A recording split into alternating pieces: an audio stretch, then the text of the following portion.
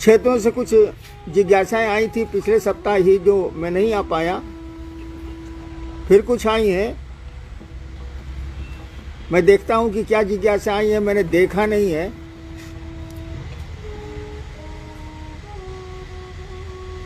क्या जिज्ञासा है, कोई पढ़िए भाई। आओ चले शिव की ओर। पेज नंबर 177 में साहब आपने लिखा है कि ऐसे में यदि प्रश्न होंगे तो चुंबक उत्तरगामी होगा, मेरे गुरु शिव होंगे। इस वाक्य का क्या अर्थ है? सोनी, झारखंड, भरतखंड, बिहार। भरतखंड का कौन स्टेट? बिहार। बिहार।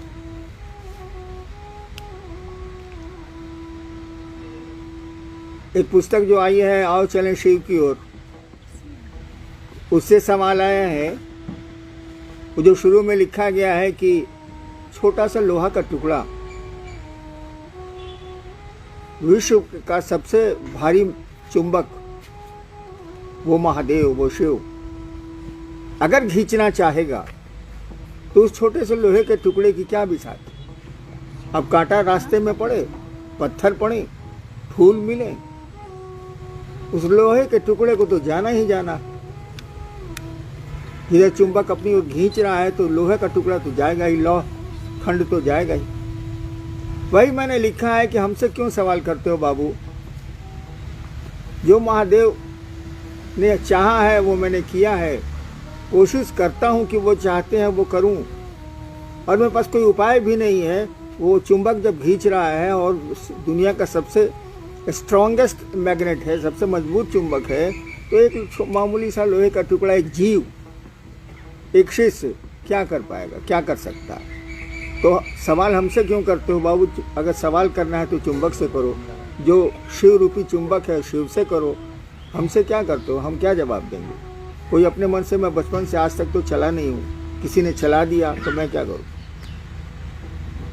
नेक्स्ट। जब 3 सूत्र आपके अनुभव और घटनाओं पर आधारित है तो नमः शिवाय से 108 बार प्रणाम की विधा अलग से क्यों करें? क्या स्वास्थ्य से प्रणाम और मानसिक नमन के परिणाम अलग अलग हैं? सवाल ही अटपटा है। जब 3 सूत्र आए हैं, मेरे द्वारा निरूपित हैं, तो उसी में ना तीसरा सूत्र है नमः शिवाय से अपने गुरु को प्रणाम करना। अलग से कहाँ है? ये जो सवाल है कि नमः शिवाय अलग से करना है, अलग से क्यों करना? उसी का खंड है, वो तीसरा सूत्र वही है। हाँ, आपका चर्चा करने को बहुत मन करता है, इसीलिए लगता है कि नमः शिवाय फालतू है, दया मांगना फालतू है। चर्चा करने में मन लगता है, उसमें मन की तुष्टि होती है, उसमें लगता है कि दूसरे बेवकूफ़ हैं, हम आप होशियार हैं, तभी ना हम समझा रहे। इसीलिए लगता है कि नमः शिवाय बेकार है, वो अलग से दिया हुआ। जी ना, वो तीनों सूत्रों में तीसरा सूत्र नमः शिवाय से अपने गुरु को प्रणाम करना है। और जो अपने गुरु को प्रणाम नहीं कर सकता वह शिव का शिष्य हो ही नहीं सकता। जो अपने पिता और माँ को प्रणाम नहीं कर सकता वह पुत्र कहलाने का अधिकार भारतीय संस्कारों में नहीं है उसको। और जहाँ तक मानसिक प्रणाम यानी माला पर प्रणाम जिसको आप कह रहे हैं, और श्वास पर प्रणाम, दोनों में थोड़ा अंतर है। माला पे अगर प्रणाम कर रहे हैं तो उसकी गिनती तय है, वो 108 बार ही होगा। माला 108 की दानों की होती है। श्वास पर गिनती नहीं है, वहाँ गिनती नहीं की जाती है। सांस आती है तो नमः जाता है, और सांस निकलती है तो शिवाय जाता है। और ये प्रणाम शिव गुरु को स्मरण करके किया जाता है। कहीं भी किया जा सकता है, खेत में भी काम करते किया जा सकता है, भोजन करते भी किया जा सकता है, नहाते भी किया जा सकता है, कहीं भी किया जा सकता है। लेकिन माला पे जब तो खेत में खुरपी चलाते नहीं हो सकता। नेक्स्ट। नमः शिवाय से प्रणाम करते समय महादेव की तस्वीर जिस पर ध्यान करते हैं वो गायब हो जाती है, तो भाव प्रणाम कैसे करें? महादेव की तस्वीर जब उनको प्रणाम करते हैं तो गायब हो जाती है। गायब महादेव की तस्वीर नहीं गायब होती है बाबू, हमारा आपका मन वहाँ से हट जाता है। उनकी तस्वीर कहाँ गायब होगी, वो तो कण कण में। और आप जो कल्पना किए हुए हैं शिव की तस्वीर की, वो आपकी कल्पना ही दूसरी जगह चली जाती है, वहाँ ठहरती ही नहीं। और हम लोगों ने ध्यान करने को कहा भी नहीं। हम लोगों ने कहा कि अपने शिव को याद करिए और आप उनको प्रणाम कीजिए। भाव से प्रणाम का मन नहीं हुआ, दिल उनको प्रणाम करे, दिमाग नहीं, बोली नहीं, मुंह नहीं।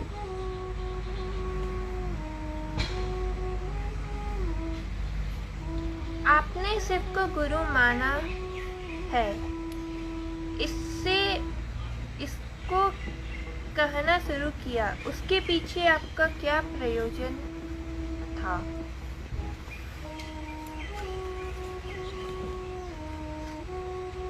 एक सवाल आया है, एक जिज्ञासा आई है।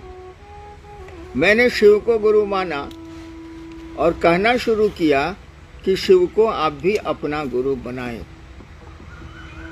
इसके पीछे आपका क्या प्रयोजन था या है? देखिए, मैं अध्यात्म के क्षेत्र में बचपन से ही लगा रहा। तरह तरह के अघोरी, तरह तरह के तांत्रिक, तरह तरह के गुरु, योग की साधना भी की, स्मशान की भी साधना की, लेकिन मेरे मन लायक हासिल कुछ नहीं हुआ। मेरा मन क्या चाहता था ये हमको भी नहीं पता। बहुत सारी आकांक्षाएं, इच्छाएं आपके मन को भी पता नहीं होती हैं, जो काल क्रम में आती हैं। जब मैंने शिव को गुरु माना, किसी ने तो कहा नहीं था, कहीं मैंने पढ़ा नहीं था। जब मैंने शिव को गुरु माना तो पूरा अविश्वास था, कोई भरोसा नहीं था मुझको। कहा कि सभी जगह से हताशा मिली थी, निराशा मिली थी, दुख मिला था। तो हमको लगा कि शिव तो शरीर में है नहीं, वो बोलेंगे भी नहीं, तो वहां तो कोई उम्मीद है ही नहीं। लेकिन धीरे धीरे शिव को गुरु मानने के बाद धीरे धीरे जो परिणाम आने शुरू हुए, 6 साल बीता। 74 में, 1974 में, 74 में मैंने शिव को गुरु माना और आया 1980 का साल। मैंने इक्का दुक्का लोगों को कहना शुरू किया। पहले तो कहना शुरू किया कि नमः शिवाय से करिए।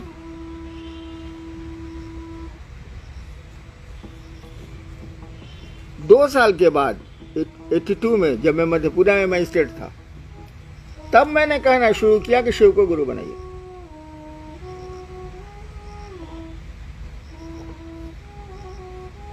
मैंने कहा कि शिव को गुरु बनाने की जरूरत नहीं, वो तो गुरु है। अपना गुरु बनाइए, यानी आप शिष्य बनिए। बड़ी कठिनाई हुई, बहुत परेशानियां हुई, लेकिन मैं बढ़ता गया। उन परेशानियों, उन तलखियों, उन व्यंग्य शब्दों के बावजूद मुझको लगा कि शिव कमाल के गुरु हैं, जो शरीरधारी गुरुओं से भी ज्यादा नजदीक हैं, ज्यादा बढ़िया से समझा सकते हैं। वो मध्य रात्रि को भी समझा सकते हैं, बिछौने पर भी समझा सकते हैं, कहीं भी समझा सकते हैं। केवल आपको शिष्य बनने का भाव देना होगा। मुझको लगा कि ये कमाल के गुरु, क्यों नहीं लोगों के दिल में शिव को बसाया जाए। और उसी सिलसिले में अब तक मैं काम कर रहा हूं कि लोगों की धड़कनों में शिव बसे, वो गुरु बसे, ताकि उनका जीवन भी सुंदर हो जाए, सुखमय हो जाए, शिवमय हो जाए। उनकी भी इच्छाएं, आकांक्षाएं या उनका जो व्यवहार है वो थोड़ा शिव के अनुरूप लगे। ऐसा नहीं कि वो एकदम स्वार्थ में जी रहे हैं, किसी से कोई मतलब नहीं है, पड़ोसी बीमार है तब भी आप चैन से हैं, ये छूटे। क्या शिव तो सर्वहित में काम करता है, वो तो सर्वमय है, इसीलिए सर्वहित में काम करता है। मैंने इस काम को शुरू किया। धीरे धीरे संख्या बढ़ती गई और जैसे जैसे बढ़ी, मैंने देखा कि लोग शिव से नहीं जोड़ रहे हैं। शिव चर्चाएं जरूर कर रहे हैं, खूब कर रहे हैं। शिव चर्चा रोक दी गई है अभी कोरोना में, तो लगता है कि मैं अकेले में मिल जाऊं तो ये लोग मुझको मारेंगे कि काहे रोक दिया आप। एक आदमी ने तो मुझको सासाराम से फोन किया कि आप होते कौन है शिव चर्चा रोकने वाले। यानी कहने का मानी चर्चा का ये आकर्षण। अगर कहीं चर्चा है और मैं कैंसिल कर दूं उसको, तो बहुत बवाल होता है।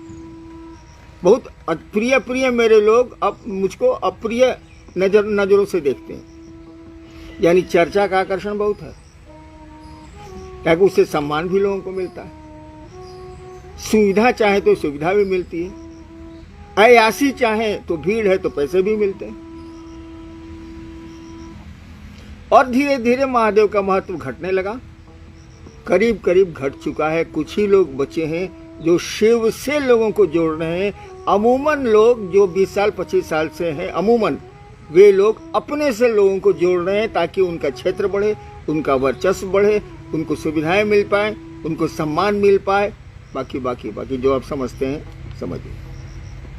अपने गुरु तो मेरे लिए बहुत दुख का कारण था है ये कि हम काम शुरू किया था शिव से लोगों को जोड़ने के लिए, शिव लोगों के दिल में धड़के ये सोच के मैंने काम शुरू किया था। और ये हो क्या रहा है? जो है सो अपनी डफली अपना राग गा रहा है।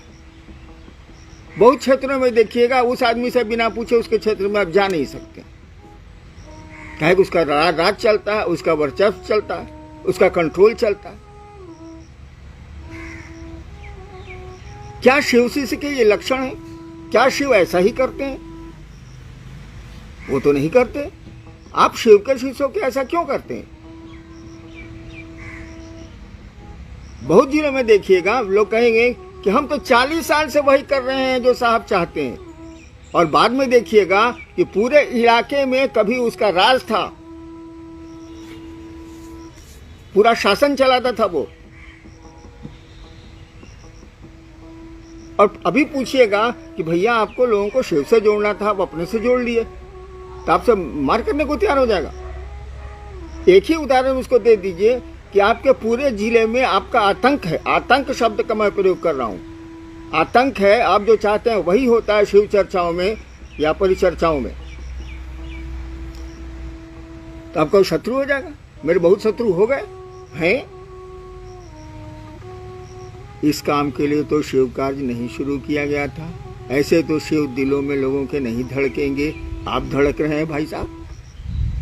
कारण जो भी हो वही हो रहा है। और शिव को गुरु मान के आप चले हैं तो कुछ नयापन आना नहीं चाहिए। आज तक गुरु शिष्य परंपरा में शिष्य लोक खो जाए, परलोक खो जाए, यही नहीं हुआ। धरती मिल जाए या आसमान की अलौकिक शक्तियां मिल जाए या फिर मोक्ष मिल जाए, इसी दो काम के लिए ना गुरु शिष्य परंपरा आज तक पूरे विश्व में चली है। आपका गुरु सर्वोच्च गुरु है, सबसे बड़ा गुरु है वो, उससे बड़ा गुरु हो ही नहीं सकता। वो ईश्वर है, महेश्वर है, वह आपका गुरु है।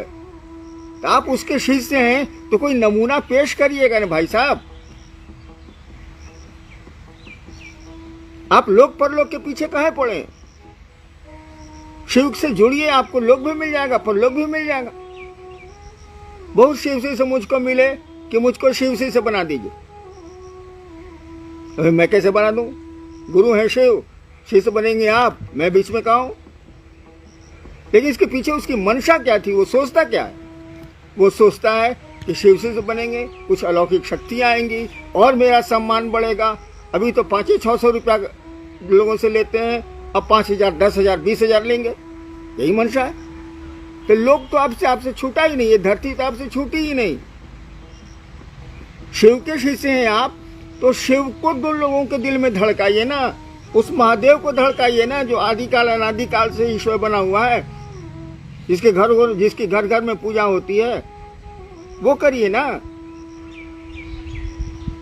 तो ये जो सवाल है कि हमने जिस प्रयोजन से महादेव का काम शुरू किया था वो प्रयोजन नहीं है अब। कुछ लोगों को छोड़ के, कुछ लोग अभी भी हैं, मैं इसको स्वीकार करता हूं और उनको प्रणाम करता हूं, वो हैं, उनको भी, जो चले गए उनको भी। लेकिन ऐसे लोग ज्यादा हैं जो चर्चाओं को ही शिव समझ लिए। शिव चर्चाएं ही शिव हो गई हैं और शिव की कोई कीमत इनके पास नहीं है, चर्चाओं की कीमत है। अभी चर्चाएं रोकी हुई हैं, मामूली क्रोध है लोगों को, तो रास्ता निकाल लिया इन लोगों ने। क्या कॉन्फ्रेंस करेंगे? मुंबई पर जो कॉन्फ्रेंस होता है मुझको तो आता नहीं है। कॉन्फ्रेंस करेंगे बड़े बड़े सीनियर गुरु भाई जिनको आप कहते हैं, मैं नहीं कहता, वो लोग कॉन्फ्रेंस करते हैं, अपने हेडमैन बने हुए हैं उसके, दे मॉनिटर दी कॉन्फ्रेंस। क्या इसका मानिए, हमको समझाइए तो। आप अपने ज्ञान का अहंकार दूसरों पर थोप रहे हैं। आप समझ रहे हैं कि आप बहुत ज्ञानी हैं, इसीलिए 20, 50, 100 को जुटा लेते हैं आप कॉन्फ्रेंस पर।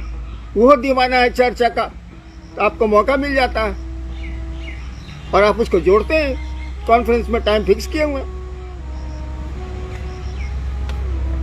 मैं इसका विरोध नहीं करता, लेकिन अगर आप जिज्ञासा वाले मन से कॉन्फ्रेंस कर रहे हैं तो करिए, लेकिन आप तो अपना ज्ञान उड़ेलने के ख्याल से करते हैं। किसी कॉन्फ्रेंस में किसी अच्छे गुरु भाई को भेज दीजिए, उसका जो हेडमैन है उसको गाली दे देगा, क्या वो सही बात बोलेगा? हेडमैन को बुरा लगेगा कि मेरे 25 आदमी के सामने हमको बेइज्जत किया ही। यही तो हो रहा। कॉन्फ्रेंस हो रहा है कि मजाक हो रहा, अपने ज्ञान का प्रकटीकरण हो रहा। अरे शिव जो दया के अक्षर स्रोत हैं, वहां लोगों को नहीं प्रेरित कर रहे हैं आप, वहां लोग नहीं जा रहे हैं, शिव से नहीं जुड़ रहे हैं, ज्ञान से जुड़ रहे हैं। ज्ञान हमेशा खतरनाक होता है। कहा जाता है कि ज्ञान के कांटे से अज्ञान को निकाला जाता है और फिर दोनों कांटे फेंक दिए जाते हैं, ज्ञान का कांटा भी गड़ता है। इस सवाल पर मैंने थोड़ा सा कड़ा बोल दिया, माफी चाहता हूँ, कि अब तो मैं मरने वाला हूँ। आप गुस्सा करके भी हमको ज्यादा क्या कर सकते हैं? मरने वाले को फिर तो मारिएगा नहीं, लेकिन मैं बोलूंगा जरूर, मैं कहूंगा जरूर। और महादेव की दया हुई तो कुछ अच्छे लोगों में शिव व्यक्त होंगे, तब क्या कीजिएगा? अभी तो मैं अकेला हूं, लेकिन अकेला रहूंगा नहीं मैं।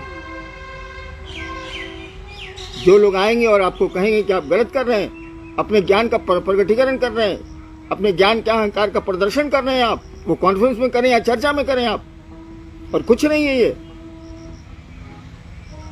चलिए और सवाल है। अपने गुरु के प्रति कृतज्ञता शामिल करने से क्या तीनों सूत्र सहायक हैं? एक सवाल आया है कि क्या अपने गुरु के प्रति कृतज्ञता, यानी गुरु दक्षिणा का मानी होता है कृतज्ञता गुरु के प्रति, कृतज्ञता प्रदर्शित करने में ये तीनों सूत्र सहायक हैं? देखिए, तीनों सूत्र अगर अपने लिए किए जा रहे हैं तो ये कृतज्ञता नहीं है। जैसे मैं कर रहा हूं, मेरा बच्चा बीमार है, गलत नहीं है, इसको गलत नहीं समझिएगा। मेरा परिवार में कोई आदमी अस्वस्थ है, मैं महादेव से दया मांग रहा हूं, ये गलत नहीं है, लेकिन ये कृतज्ञता नहीं है, यह व्यक्तिगत जरूरत है, इसीलिए मांगा जा रहा है। कुछ लोग तो जरूरत के लिए मांगते हैं गुरु से दया, कुछ लोग फुटानी के लिए मांगते हैं। तो फुटानी को तो काट दीजिए, उसका मैं विरोधी हूं। जरूरत के लिए मांगते हैं, मैं इसका विरोधी नहीं हूं। आदमी करेगा क्या? अगर अपने लिए मांगा जा रहा है, तीनों सूत्र किया जा रहा है, तो ये कृतज्ञता नहीं, ये गुरु दक्षिणा नहीं। अगर शिव के लिए तीनों सूत्र किए जा रहे हैं तो ये गुरु दक्षिणा। महादेव लोगों के दिलों में धड़के, महादेव की ऐसी दया हो कि लोगों के दिल में शिव बसे। क्या कि अभी शिव दिलों में बसे नहीं, हमारे आपके नहीं बसे हैं, तो बेचारी जनता क्या करेगी? वो दिलों में बसे, तब ये गुरु दक्षिणा, तब ये कृतज्ञता है। अगर शिव के लिए आप तीनों सूत्र कर रहे हैं, उनके लिए दया मांग रहे हैं, यानी आप भी शिव से जुड़िएगा, दूसरों को जोड़िएगा, उनके लिए कर रहे हैं। शिव से कोई जुड़ेगा तो शिव के लिए जुड़ेगा। गुरु चर्चा कर रहे हैं, इसीलिए कोई शिव से जुड़े। नमः शिवाय कर रहे हैं कि गुरु को प्रणाम हो, आप पर दया मिले, सब पर दया मिले, और लोग शिव से जुड़े, शिव से जुड़े। शिव के लिए अगर तीनों सूत्र हो रहे हैं, ये कृतज्ञता, ये गुरु दक्षिणा है। लेकिन जब तक लोक के लिए और परलोक के लिए तीनों सूत्र किए जा रहे हैं, आध्यात्मिक शक्तियां मिल जाए, मुझको मोक्ष मिल जाए, अर्थ धर्म काम मोक्ष मिल जाए, अगर तीनों इसके लिए अगर शिव चर्चाएं हो रही हैं, लोक और परलोक के लिए अगर हो रही हैं, तो वो कृतज्ञता नहीं है। अगर शिव के लिए हो रही है, उस महादेव के लिए हो रही है, तो ये कृतज्ञता है।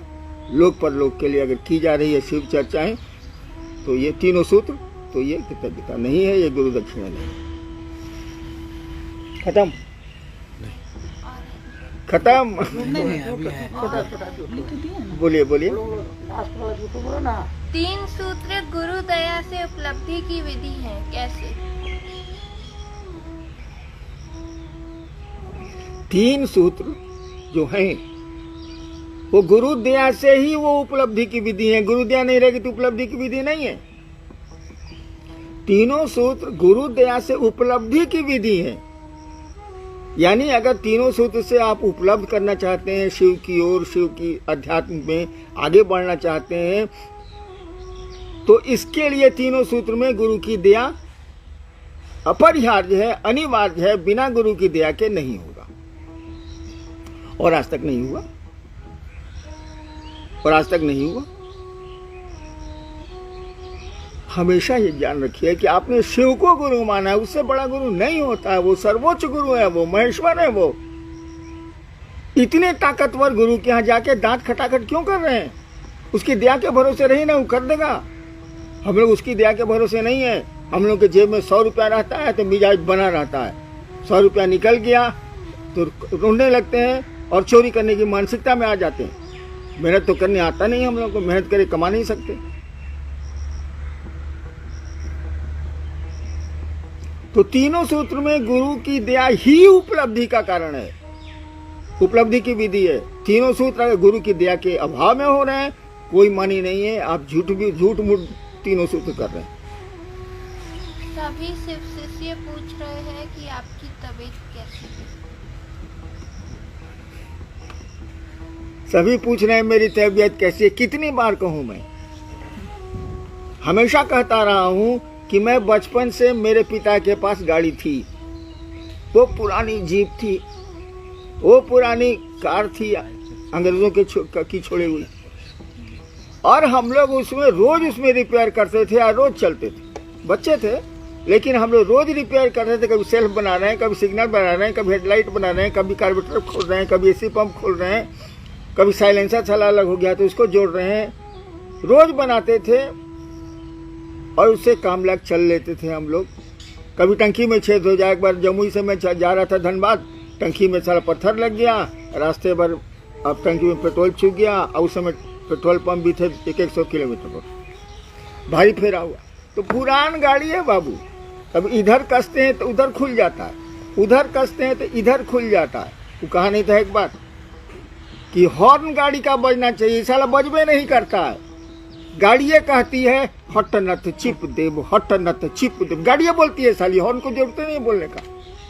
यही पुरान गाड़ी का मेरा हाल है। हाल क्या पूछते हो यार?